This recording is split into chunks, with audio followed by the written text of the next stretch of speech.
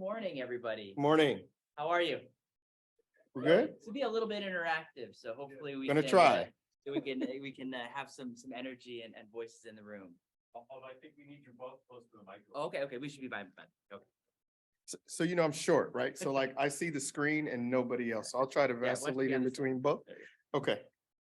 So good morning. My name is Brian Archie. I'm an organizing coach with People Power Health and the LCN Health Justice Team.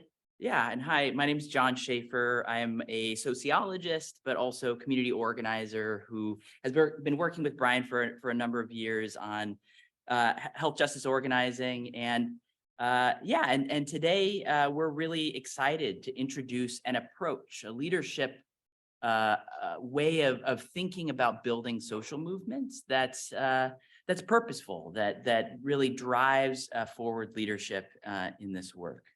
So so our goals today are really just to give the basic overview of what community organizing is as an approach, distinct from advocacy, distinct from activism, distinct from op-ed writing. It's a way of thinking about building leadership with your communities that grows power to actually fight for and create change around the things that we're working on. So this work was originally driven and adapted from the work of Marshall Gans at Harvard University. And we've been working to refine this craft and this sort of form of teaching really for many years since then. So why organizing? And if I think about my entry point, I remember it was a cold Saturday morning. I was headed to a resident engagement council meeting at the Main Street Library in Niagara Falls. A few weeks prior to that, my union steward and coworker Evelyn had stopped me during a shift, and she'd asked me a simple question, which I felt was really weird at 2-something in the morning, but it was, if I had any opportunity to do something for my community, what would it be? And I was taken aback a little, but I'm like, oh, I really don't know. And as I tried to tear away from her, she whipped out this piece of paper and was like, listen, I want you to, write down some ideas. And then she invited me to a meeting. It's going to be happening on this day, and I want you to show up. Very apprehensively, I make my way to this space, and I enter the room, and many of the folks I'd known from the community and from some other organizations, but there were a bunch, right, that I had no clue who these folks were. And so I took my seat and I began to just listen and try to take in what was going on. And I found myself feeling really uncomfortable and out of sorts.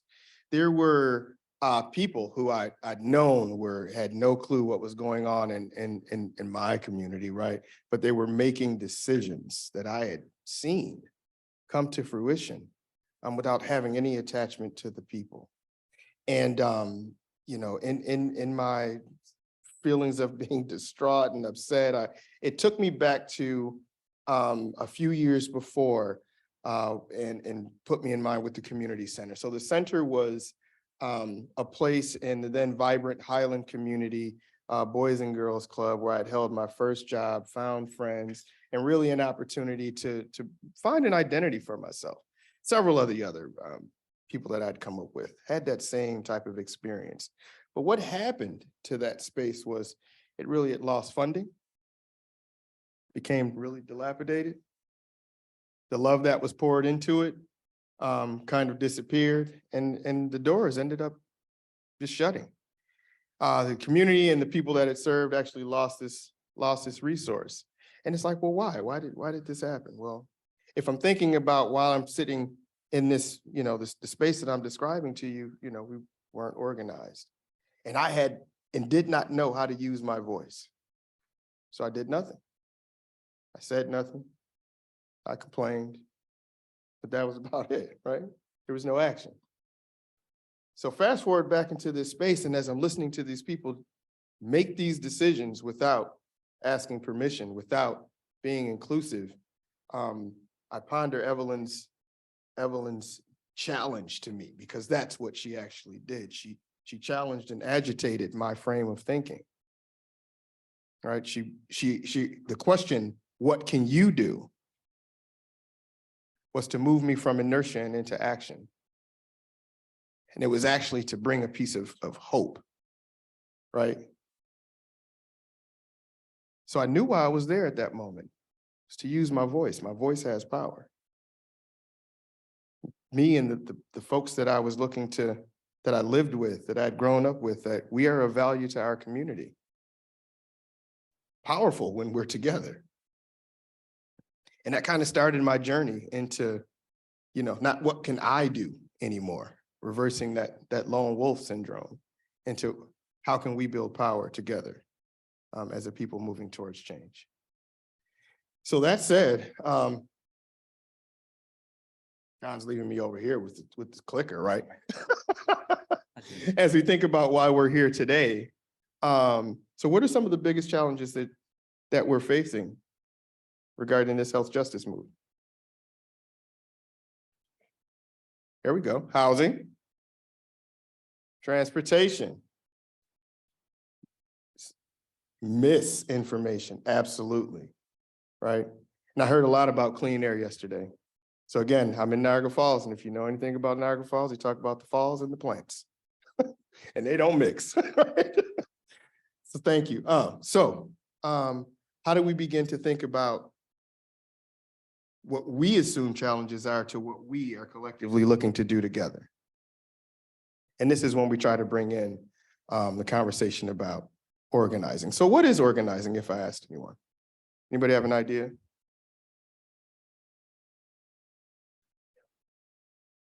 Working together towards a common goal. Thank you. Building power. Can you expand on that?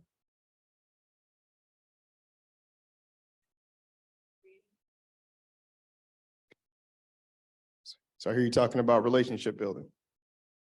One of the number one assets that we have when we look to organize with others, especially those within our constituency, right?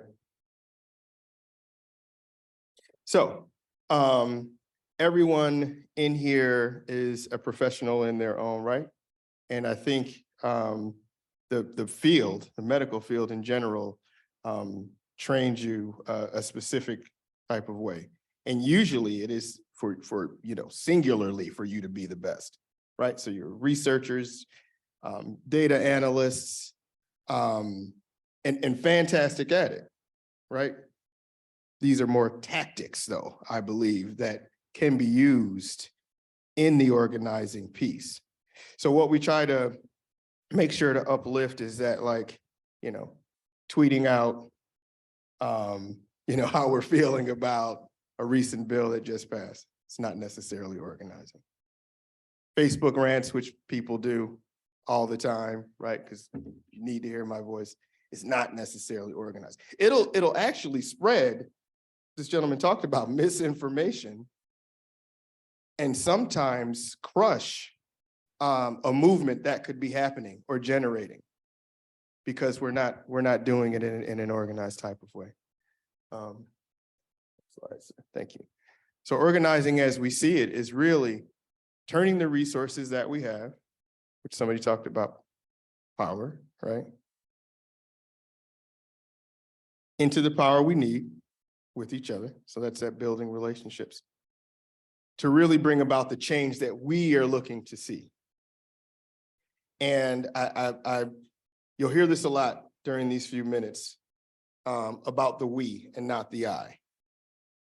Leaning into identifying what is happening around us with others, right? Takes me away from what I want to do. Because what I want to do may not be helpful to the people across the street or down the street and around the corner. But when I found out who my constituency is, we raise our issues together, right? To get towards a common solution. So leadership. I believe we're all leaders in our own right as well. But organizing makes us take a step back. Who here is the boss in their job? And it's okay if you are. Right? Everything falls to you? Sometimes? Isn't it much easier when we have a team of people though? Where folks actually know what their roles are able to use their individualized talents to execute them? And we're all driving towards the same goal? And he's gonna show you a couple of slides later on that just really, again, gives us the opportunity to move back from the us and start to lean into the we. Next slide. So again, in organizing, there are several ways to actually manifest that, right? We just happen to use this methodology, but people have a couple of different ways of thinking, and usually it's, how do I move? Strategically, I'm thinking, A, B, C, let me do this. I'm not sure why I'm doing it, but I think it's going to get me towards my goal. And others are motivated by feeling and emotion. John's going to highlight one of those practices for us, but like, I know for myself, I wish I were a writer. I'd love to be a writer someday, but when I'm really upset, that's when I'll write something to the paper, right? You have to hear how I feel about this.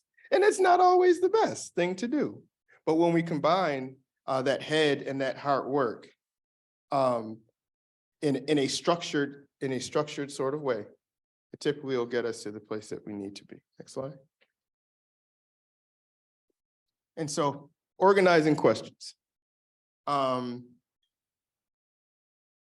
Bet. Who are your people?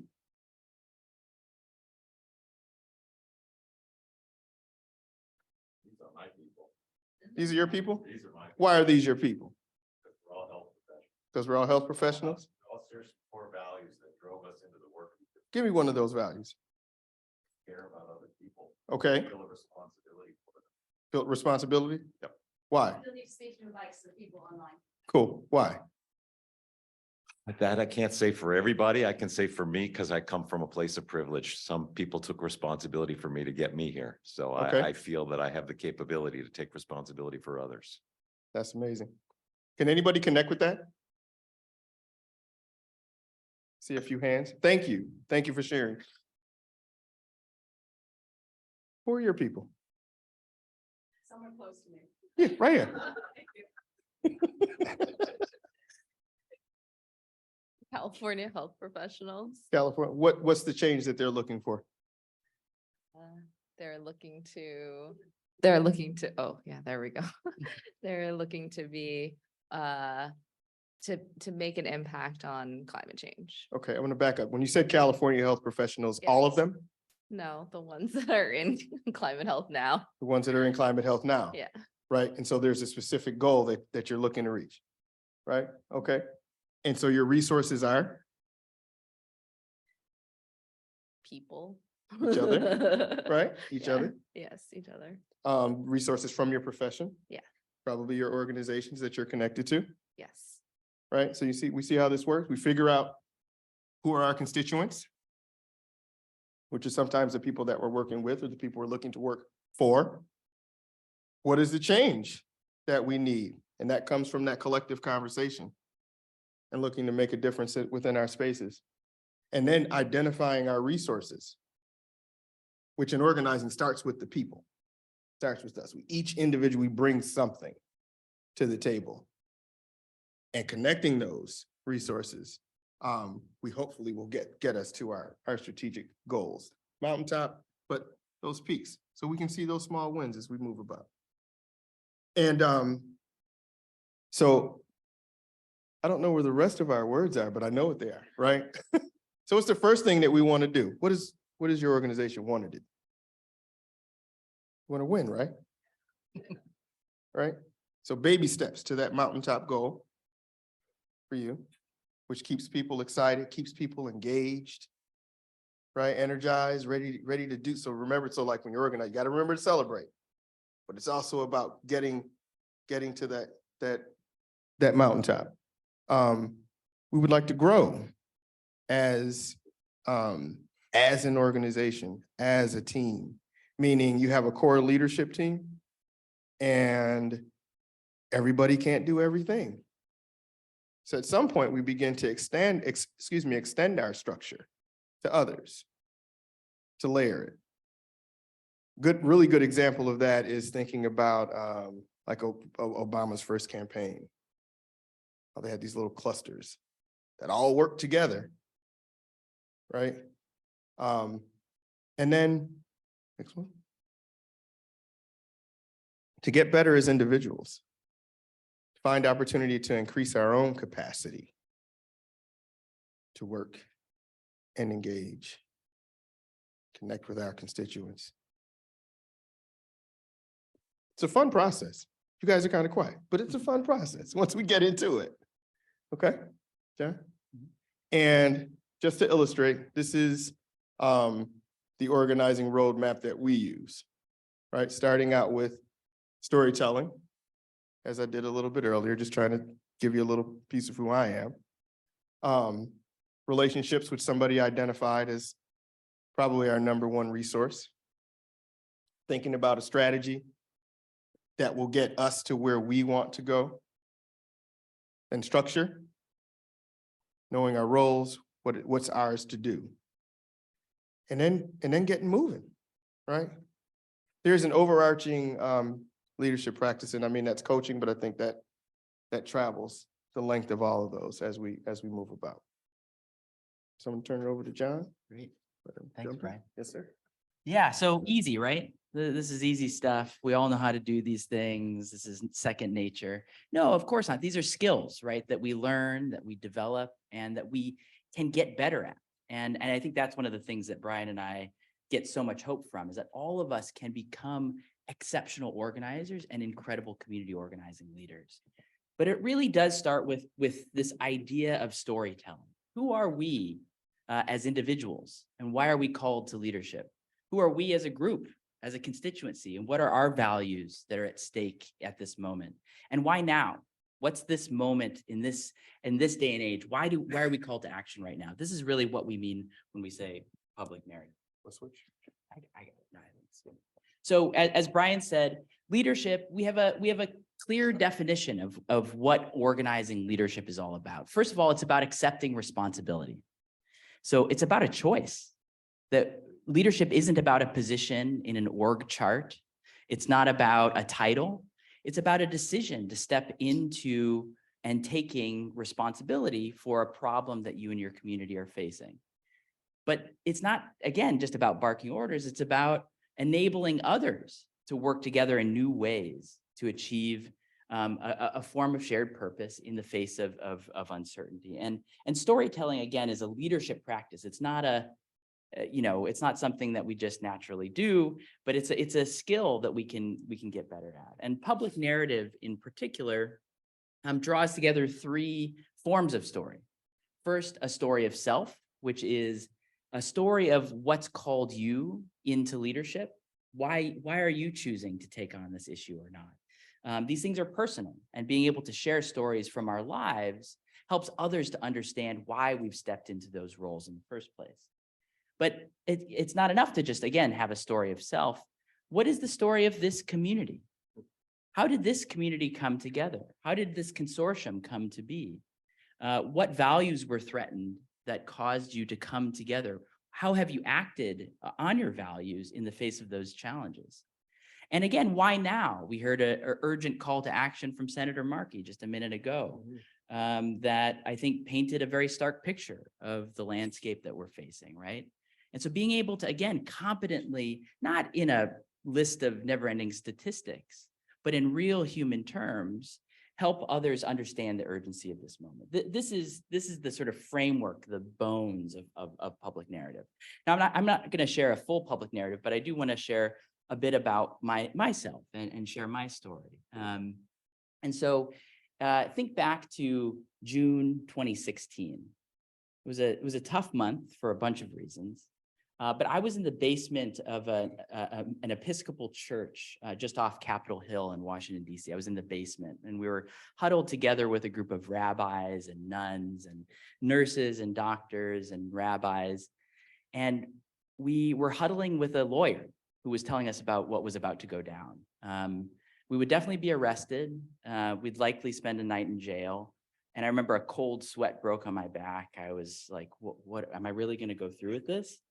And at that moment, I thought back to my own pre-existing condition. As a 3-year-old, I had been diagnosed with a congenitally blocked ureter, and that nearly destroyed my kidney. I almost had to have it replaced. And I remember I was just 3 years old, but I remember this vividly, seeing the sort of, heart rate monitor and the beeps in the background. I had IVs in my arms, and I remember it was the first time I saw my dad cry.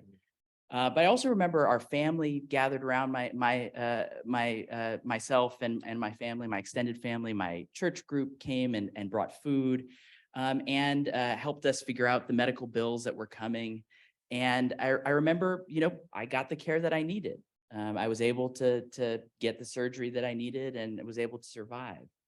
And so I sort of snapped back to attention and decided to work with these guys. And so we marched 2 by 2 all the way to the Capitol building, to the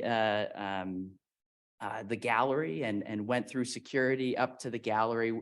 And we were seated up above all 100 US senators. It was the day that Mitch McConnell was driving forward the first vote to repeal the Affordable Care Act. And we were there, and they were taking the vote. I remember looking Mitch McConnell in the eye as he banged the gavel, calling for the yeas and the nays.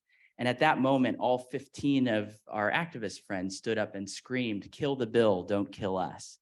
And we screamed for 10 whole minutes until we were dragged out in plastic handcuffs. And it was on the bus ride home back to Boston that I heard the news. John McCain, put his thumb down and voted against the repeal effort, and the Affordable Care Act stood. And I remember it was really the most powerful I've ever felt in my life. And that's, again, those kinds of moments are when community organizing for me has really become real. So storytelling, so that's a little bit about why I do this work and why I care about these things. But storytelling as a leadership practice is about connecting values to a set of emotions, to hopefully driving and calling people to action. Let me pass it over to Brian. Well, okay. So we're all right. Technical difficulty. So each slide will definitely stop again. So we're trying to reinforce leadership. And when we talk about relationship building, so like this is to enable others to use their skill, talents, and efforts to move their constituents forward.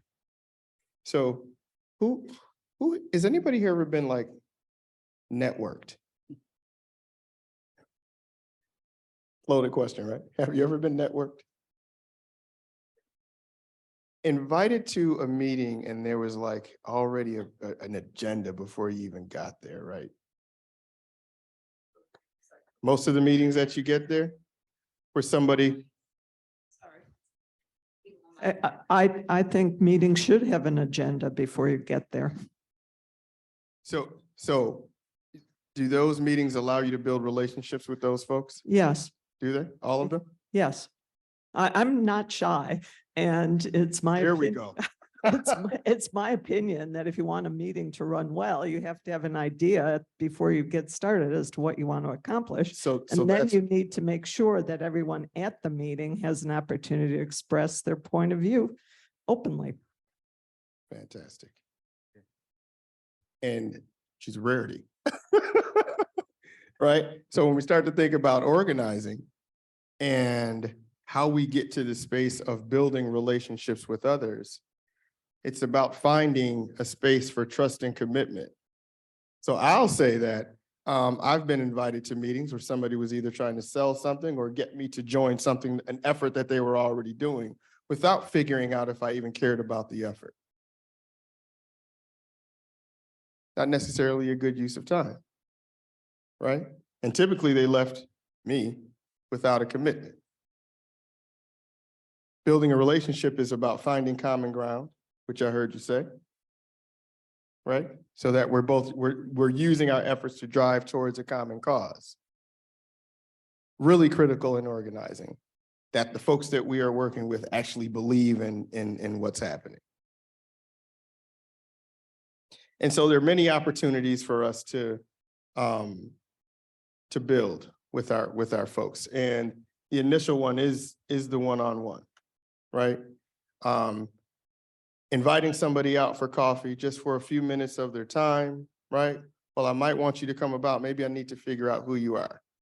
I only know a few folks in this space, and it's from online. Like John and I have worked together for almost 2 years, and we literally just met in person this morning. We didn't coordinate the green jackets. We really didn't. Right?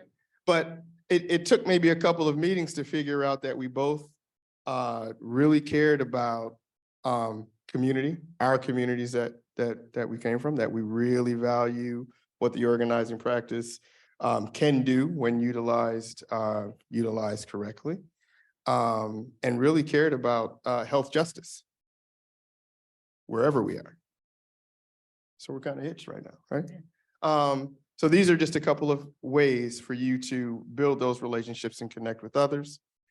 People break bread over food. We find opportunity to really just dig in and see what people are, what drives them, what really drives them, what core values that they have, and if we have opportunity to build movements together. And just obviously, since COVID, we're all online. But I believe that has been to our advantage to actually connect with and see other communities and share resources in a good way. So one-on-ones are really specific, right? Purposeful, agenda-driven sometimes, but it involves really listening to the individuals that we're there with. If I find myself doing most of the talking, I'm probably not really connecting with them. Again, that storytelling, which is an opportunity for us to share who we are and where we're coming from, allows us to connect our value sets with each other.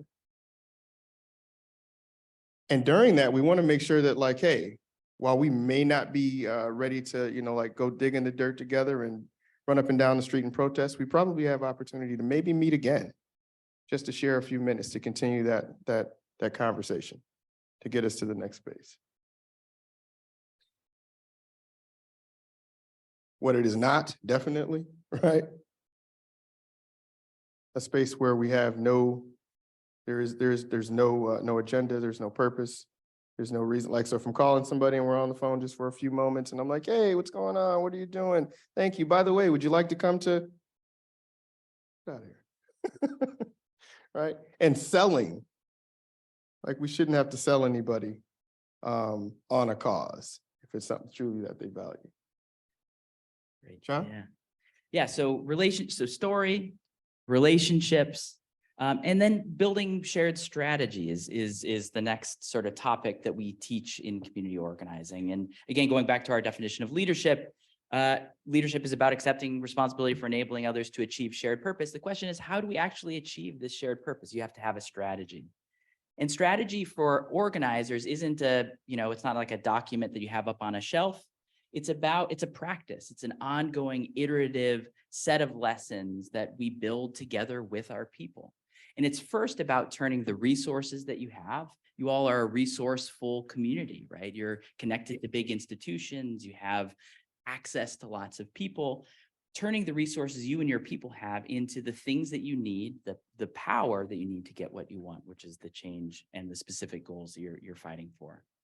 And obviously, Martin Luther King put it this way: power, properly understood, is the ability to achieve a shared purpose. And you all have a clear shared purpose, right? It's about fighting locally with your own communities, in your own geographies, with your own people, for specific interventions that can actually lessen the effects of climate change and actually push back against it.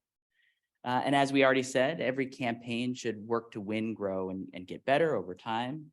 But we do this through specific things.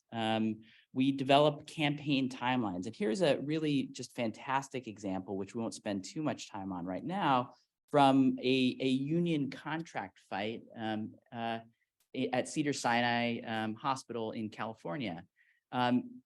Basically, their goal was to win a real contract. that paid people a fair wage, that had the right kind of worker protections. And they started off by doing just as Brian was saying, doing one-on-ones, getting to know one another, trying to understand what kind of values and issues they were fighting for together and building real relationships. They developed clusters in each different nursing unit throughout the hospital. They then had a public kickoff where they publicly announced that they were trying to fight for this contract and to actually win. They had nominations for leadership within their constituency and within their organization. They then did a series of surveys and gathered more nominations for leaders. And they had a list of 196 nominees for nurse leaders throughout the hospital. They then voted for 72 candidates and grew their participant list to more than 1,048 people. They then started to bargain. So they had a union, they had a base of power, they had relationships with their constituency, and they started to bargain. And that bargaining didn't go well. They didn't get the contract that they wanted. And so they decided to strike. But they had the constituency and the power ready to actually withhold their labor and force the hospital back to the bargaining table. And after a 5-day strike, they ended up winning and they got the contract that they wanted. So this is an example of like the way that strategy isn't something that you just have and then you execute, but it's something that you're developing with your constituency over time. And it involves real power. Yes, this is, yeah. So then how do we do that in terms of developing structure and teams? You have to build teams, right, to do this. And, we all work in relatively hierarchical organizations oftentimes.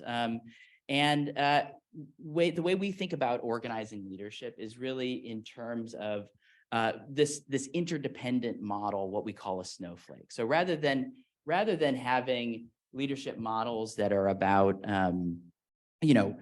sort of a dot style of leadership. Have any of you been a part of a team where you feel like you're the center of attention and everyone comes to you and you don't have enough sort of bandwidth to actually get everything done? I know I've been a part of that.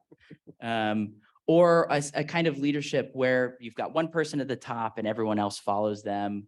Or you have, sort of a team where everyone's going in every direction. That's what we want to try to avoid. And that's where we try to develop the snowflake style of leadership. And our team with the Health Justice Hub really has I think, we've been able to develop that. Right. And by doing this, by building sort of a team of teams, we're able to set ourselves up for capitalizing on moments that can create tremendous change. And teams, crucially, have both conditions that enable them to be successful and certain kinds of processes that they adopt that can help them to be successful as well. So first of all, teams are bounded. You know who's on the team and who's not on the team. They're stable, meaning that the same people are showing up over and over again. It's not a constantly rotating band of new people. And that they're diverse. They have the right sets of skills and teammates on them as well. And the way to do that is to first develop a shared purpose. So getting clarity on what the mission statement of the team really is about, having a set of ground rules or norms that allow the team to sort of understand how the work will get done together. And as Brian had said previously, a set of clear roles that everyone commits to. And so again, organizing really is about figuring out how to turn the resources that you and your constituency have to turn that into the power that you need to achieve the change that you want. Cool. So that's a whole lot, right? Really quick and dirty. This is what organizing can do if we decide to jump into the practice. To give you a little bit about LCN and the objective really is to, one, create community of practice, and that's not just locally but globally.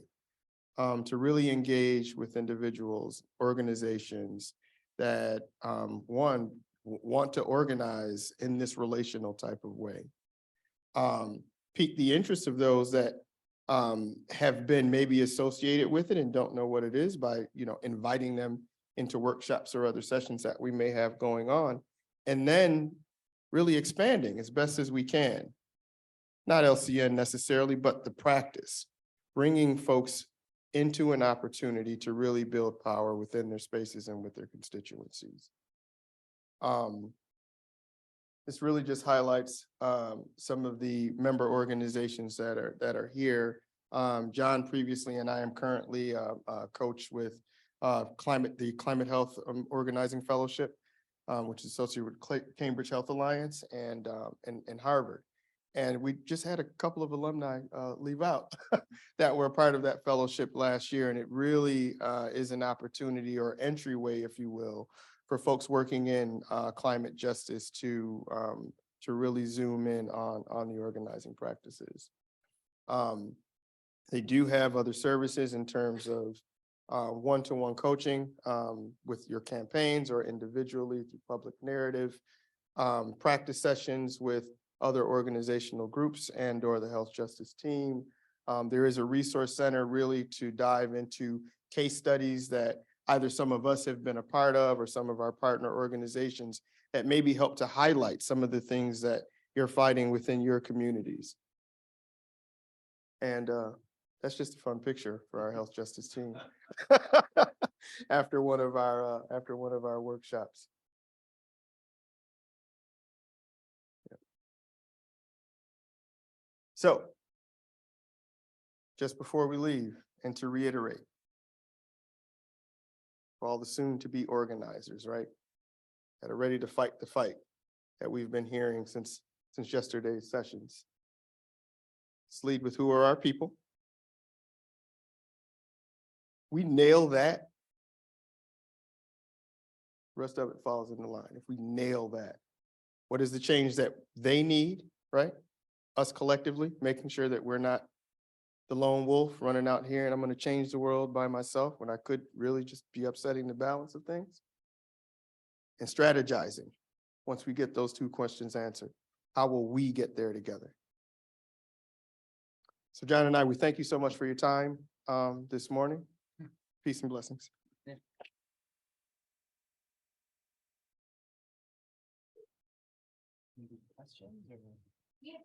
We do have time for questions, We yeah. do. We got 8 more minutes. So that we're going to online and live, so if you want to. I'll just say, my name's Ann Mellinger and I'm in this fellowship this year and it is really, really useful. And I encourage everybody from every state chapter to do it. Thank you. Yeah. Thank Woo. you. Yeah, and let's just say also that this is like an open invitation for conversations. Right. We, I think, can imagine with you and your teams, your local teams, to develop programs and sessions and workshops that could be of value to you and your teams locally. We're really open to any kinds of conversations about that. The fellowship is a very structured thing. I know that they have applications open currently, I think. Yes. So applications are open now. So if you wanted to be a part of the Climate Health Organizing Fellowship, that's an opportunity, and would love to invite you to consider taking a part of it. Absolutely. Yes.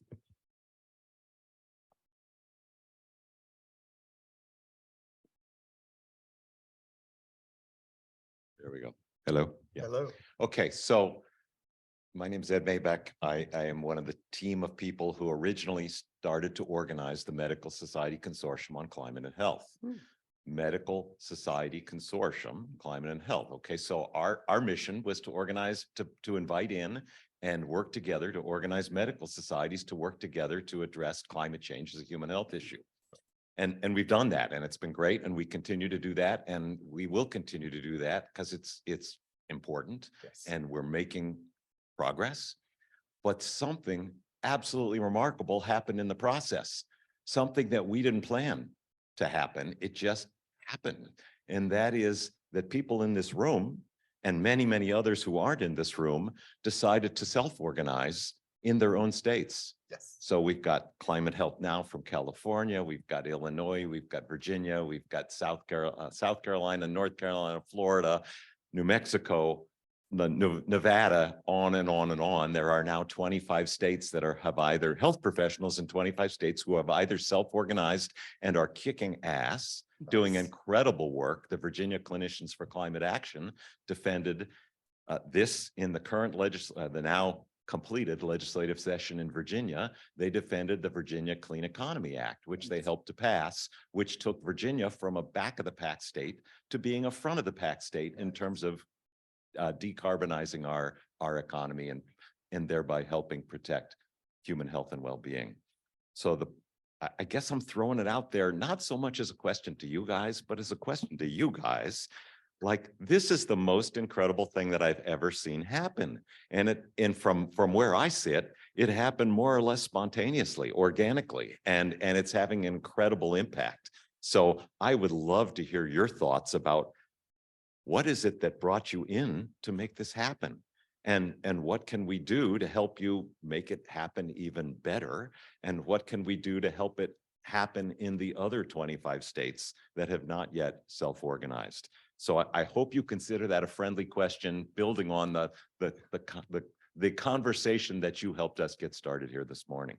So with that, I'm leaving the microphone open, and anybody who would like to come up and offer your perspectives on that question, I'd be really interested in hearing. Definitely an organizing question.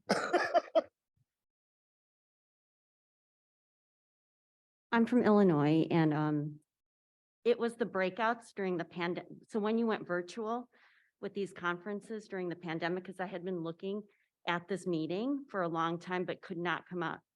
You couldn't get the time off. And then when you did virtual and then you had the state breakout rooms, that's how we met each other. And everybody had the shared goal of organizing together.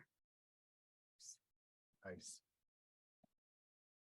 Hi, I'm Tabitha, and I got involved pretty early on, but I'd just say from the state level, so I was in California and now I live in Texas. And so maybe thinking about like how different groups from different states that have very different obstacles or opportunities could work together more.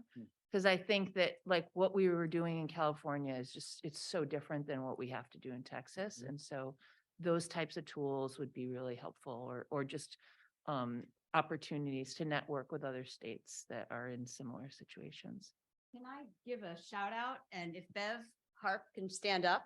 So Bev is our new state director and is organizing these very opportunities with the states right now, including the opportunities for states to then organize with their fellow states. So Amanda, I think, isn't California one of the first groups that's hosting one of the our state sessions, Bev? workshops? Yeah.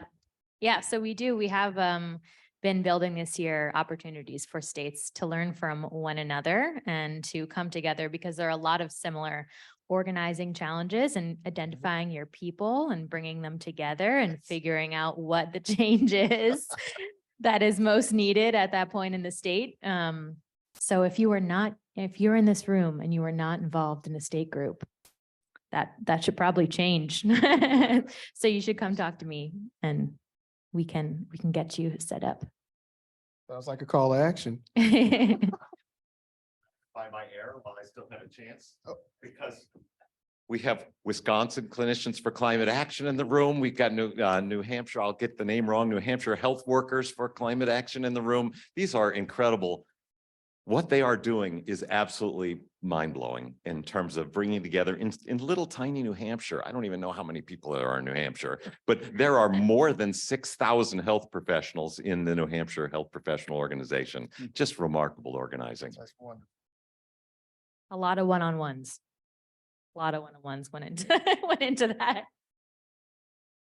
Hi, I'm Mariah Merritt from Baltimore. I just wanted to offer some historical perspective. A book came out that's out now called Vigilance, The Life of William Still, Father of the Underground Railroad. It's a brilliant book, and my history book group had a discussion with the author, Andrew K. Deemer, and we asked, what was the lesson for you of writing the biography of William Still? And he said, the lesson is, William Still may not be as famous as someone like Frederick Douglass or Harriet Tubman, but he arguably did at least as much as they accomplished to make the efforts of fugitives from slavery effective. And the lesson is that organizing is a form of activism. So I recommend that book for inspiration. So I want to thank everyone. There is going to be more time for everyone. I should come up here. Sorry. There's going to be more time for these conversations over lunch, during breaks. We are going to take a break right now. So our next panel can get prepared, but please keep these conversations going. Please sign up. Not only do we have the fabulous people in the room here, we have lots of states that are participating virtually, and they're building in states of red and blue and purple. So even in states where you think it's impossible, there are groups organizing, and we need more of you to participate. So thank you so much. This was a fabulous session. Thank you all for joining us, and we'll take a quick break.